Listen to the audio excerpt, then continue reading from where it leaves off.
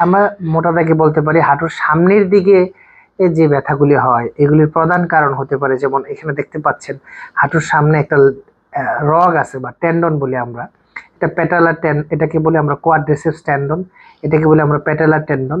So টেনিনাইটিস হলে পরে অথবা এই প্যাটেলা এই বাটির যদি কোনো সমস্যা হয়, যেমন কন্ড্রোমেলেশিয়া প্যাটালি, এইসব কারণে কিন্তু হাঁটুর সামনের দিকে হাঁটুর ব্যথাটা অনুভব হয়। মাঝে মাঝে এই টেন্ডনের সামনে এক ধরনের পানির থলি থাকে, যেটাকে আমরা বলি বার্সা।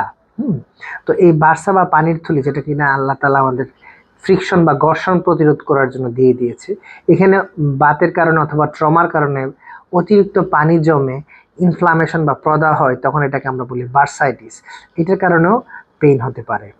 তাহলে আমরা জানলাম যে হাঁটুর সামনের দিকে যদি পেইন হয় তাহলে সাধারণত টেন্ডিনাইটিস, বার্সাইটিস অথবা এই যে বাটি আছে বা প্যাটেলা, এই প্যাটেলার কোনো রোগ বা কন্ডিশন যেমন কন্ড্রোমেলেশিয়া প্যাটেলির কারণে কিন্তু হাঁটুর সামনের দিকে ব্যথা হতে পারে।